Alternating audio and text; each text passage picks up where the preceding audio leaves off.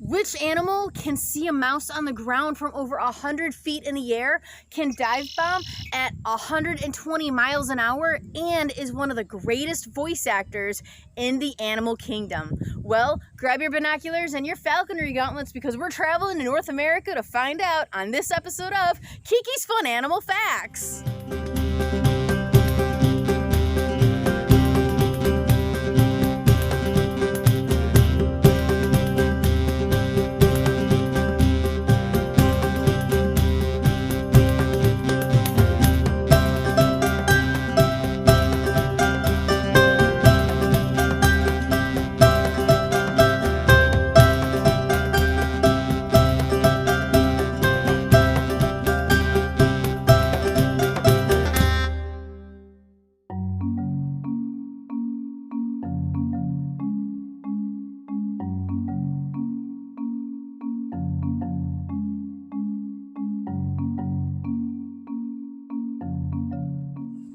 Today, we're going to learn about the red-tailed hawk, or Buteo jamaicensis. Buteo is the genus of medium to fairly large, wide-ranging raptors with robust bodies and broad wings. Old World members of Buteo are called buzzards, but New World members are called hawks. Old World is a term used primarily by Western civilizations that include Africa, Asia, and Europe, whereas the New World refers to the Americas. There are 14 recognized subspecies in Buteo jamaicensis, and they all vary in coloration and patterns. These guys don't like to get into groups like some birds do, but if you do get them in a large group, they're known as a kettle, a boil, a knot, a screw, or a stream. Red-tailed hawks are native only to the Americas. They are found throughout Canada and the United States all the way down to Mexico and Central America. Many birds will stay in one place for their whole lives, but many far northern friends will migrate south for the winter to escape the harsh climate. Sounds nice. They are the most widespread and familiar of the large hawks in North and Central America.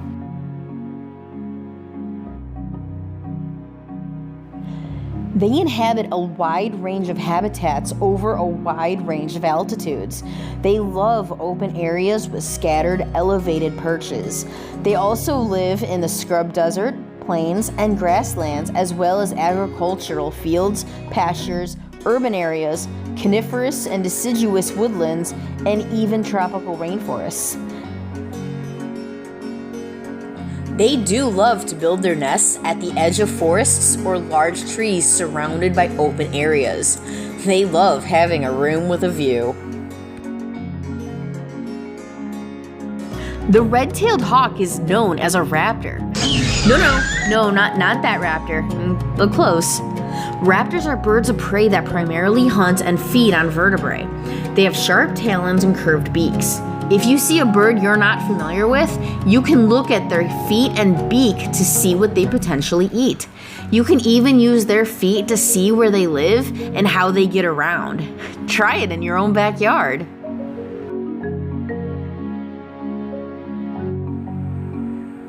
Red-tailed hawks feast on animals that they hunt and kill. They have one of the largest varieties of prey for a bird next to the great horned owl. They use their powerful claws as weapons, much like other predators. 80 to 85% of their diet consists of small rodents such as mice, rats, voles, squirrels, etc. They can even feast on mammals as large as a cottontail rabbit.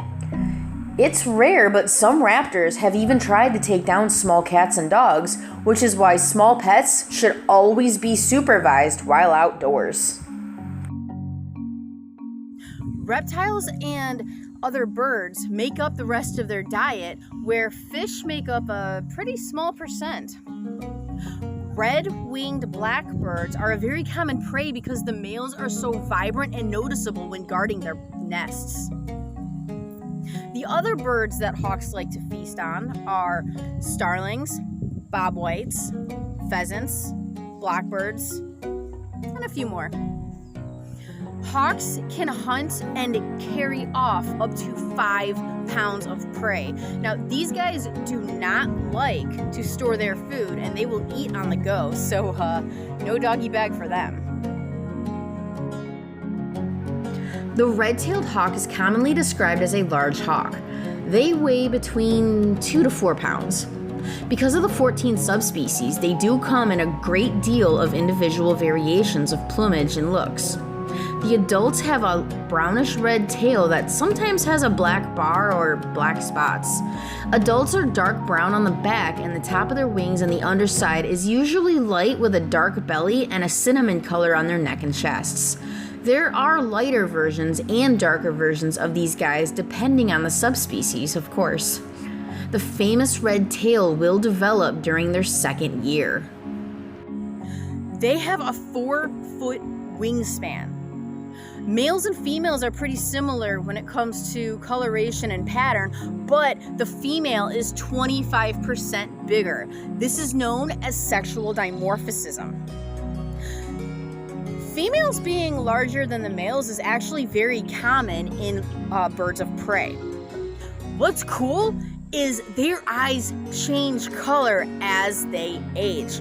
First and second year hawks have pale yellow eyes that turn brown as they grow up. Red-tailed hawks are pretty long-lived. Now, most of them die before they're 2 years old, but the ones that live longer can live in the wild for 20 years, whereas in managed care, they can live to be almost 30.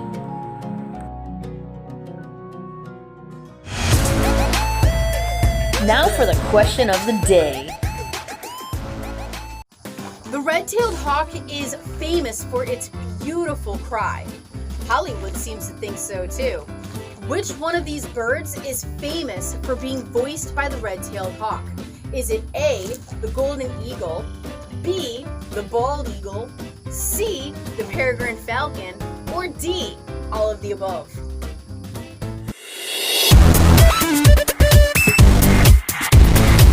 The answer is D, all of the above. The red-tailed hawk has a very famous cry and is known for voicing other birds, such as the bald eagle, the golden eagle, and the peregrine falcon, as well as many birds on TV as well. This is what a bald eagle actually sounds like.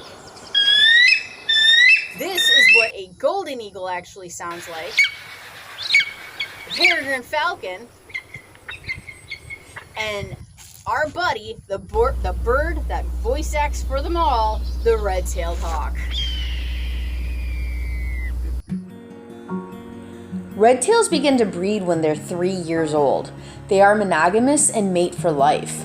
Matter of fact, a red-tail will only breed with another hawk if the original mate passes away. When two hawks are courting each other, or trying to attract a mate, the female and male will soar in the air and circle around each other. They'll connect their talons and swoop down to the ground and break apart before they hit. Then, after that date, they'll land on a perch and preen each other. 28 to 35 days later, babies are born.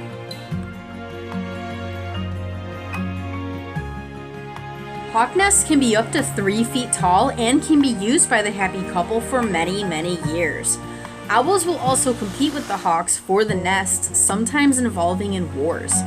Each species has been known to kill the young and destroy the eggs of the other in an attempt to take over the nest. Female hawks can lay from 2 to 4 eggs around the first week of April and are incubated for 28 to 35 days. Both parents take turn to sit on the eggs, but males may spend less time doing so than the females. Daddy hawk, however, hunts and brings food back for his love. The chicks begin to leave the nest after 42 to 46 days. The fledgling period can last up to 10 weeks, which is when the babies learn to fly and hunt. Red-tailed hawks have a great importance in the ecosystem. They have no negative effects on humans and will help them if anything. Hawks are great at keeping rodents away, such as mice, rats, voles, moles, etc. They'll even help keep other birds away as well. Hawks and owls are great animals to keep around to keep the peskies out of your house. Hawks are listed as least concern on the IUCN, and they're also protected. Sadly though, hawks are still being hunted by humans.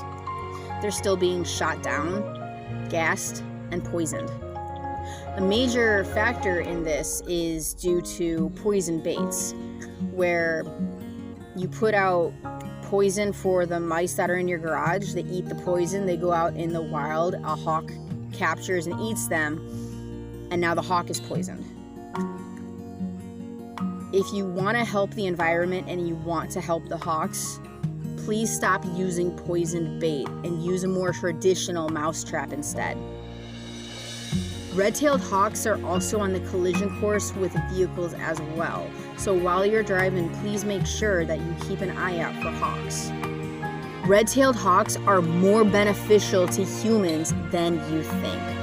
Now, if you see an animal in your house, such as a dead mouse, a dead rat, a dead bird, a dead lizard, and you know that they were not poisoned, you can put them out in your back or your front yard, and the local hawk will help you clean up.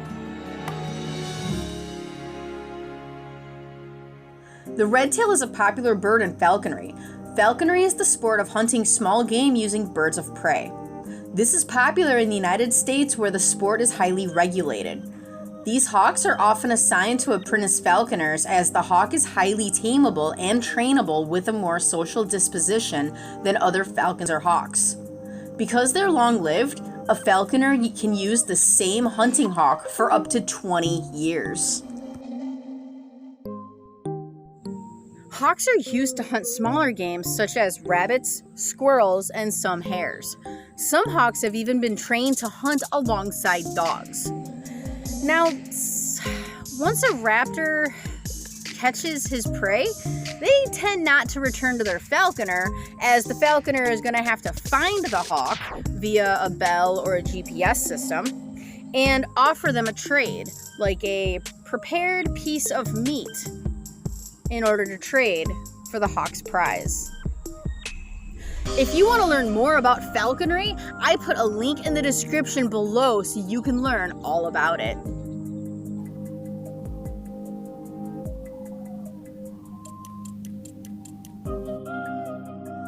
The feathers of these hawks are considered sacred to many American indigenous people.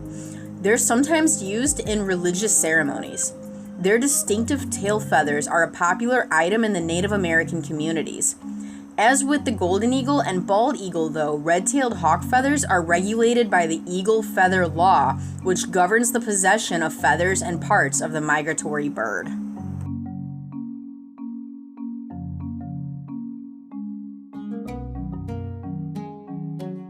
Well, I'm glad that we got to discover more about the red-tailed hawk. If you learned something or you want to learn more about your favorite animal, make sure you like, comment, and subscribe. Make sure you share this video to all your friends that also want to learn about the red-tailed hawks or even their other favorite animal as well. For the animal we'll be discussing next time, well, the joke is at the bottom of the description, and that joke is, what do Australian animals like to make for Taco Tuesday? And the answer is the kookaburra. So we'll be learning about the laughing kookaburra on the next episode of Kiki's Fun Animal Facts. Remember, you can help save the planet, the environment, and the animals by doing little things like donating to a conservation, or turning off the water when you're not brushing your teeth, turning off the lights when you're not using them, using a reusable bag when you go grocery shopping, and so much more. Thank you so much for joining us today, and remember, it only takes one person to save the world for the better. Have a great day. We'll see you next time. Bye! And now for our conservation shout-out. Sunrise Wildlife Rehabilitation provides support for rescuers and qualified care for wildlife in need. They offer guidance for coexistence with our wild neighbors and strengthens our appreciation for nature through native wildlife outreach programs and conservation projects. They're located in High Springs, Florida, and they are a 501c3 nonprofit organization operating solely on volunteer basis. Your tax-deductible donations help them provide care and sanctuary for injured and orphaned wildlife with the goal of returning them to the wild. You can follow them on Facebook or Instagram, or even go to their website, which is listed in the description below, so that way you can see how you can help these amazing creatures and this amazing conservation. If you live close to High Springs, Florida, they're always looking for help with donations or even volunteers. If you don't live anywhere near High Springs, Florida, or even Florida in general, you can always go to their website and you can donate at the description below through PayPal, debit or credit card, or even a personal check. We also have birdsofprey.net, which is run by a wonderful woman named Kitty Irene Carroll. You can look her up on Facebook, or even go to birdsofprey.net for falconry experiences that you can book online. You can go to her website and donate through PayPal, MasterCard, Visa, or even a personal check, and you can sponsor one or more of her amazing birds, including hawks, owls, falcons, or kestrels.